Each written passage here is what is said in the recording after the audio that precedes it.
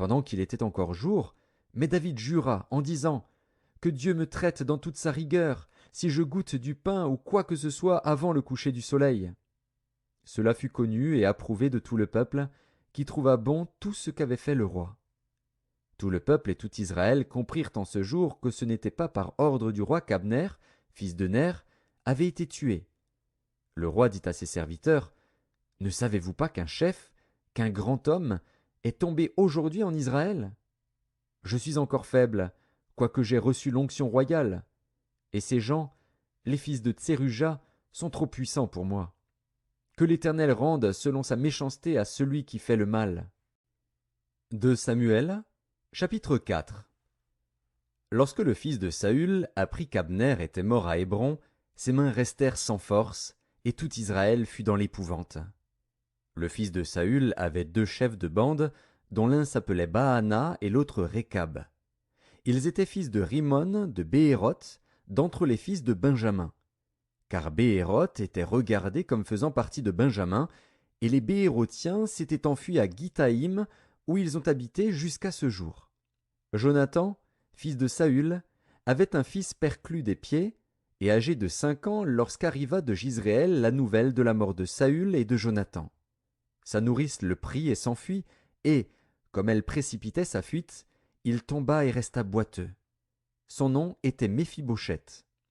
Or les fils de Rimon de Béhéroth, Récab et Baana, se rendirent pendant la chaleur du jour à la maison d'Ish-Bosheth, qui était couché pour son repos de midi. Ils pénétrèrent jusqu'au milieu de la maison, comme pour prendre du froment, et ils le frappèrent au ventre.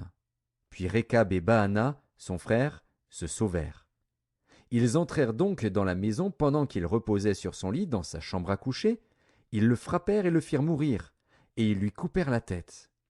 Ils prirent sa tête, et ils marchèrent toute la nuit au travers de la plaine. Ils apportèrent la tête d'Ish-Bosheth à David dans Hébron, et ils dirent au roi, « Voici la tête d'Ish-Bosheth, fils de Saül, ton ennemi, qui en voulait à ta vie. L'Éternel venge aujourd'hui le roi mon seigneur de Saül et de sa race. » David répondit à Récab et à Baana, son frère, fils de Rimon de Béhéroth, « L'Éternel qui m'a délivré de tout péril est vivant.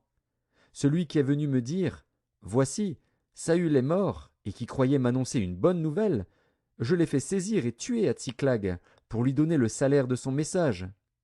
Et quand des méchants ont assassiné un homme juste dans sa maison et sur sa couche, combien plus ne redemanderai-je pas son sang de vos mains et ne vous exterminerai-je pas de la terre? Et David ordonna à ses gens de les tuer.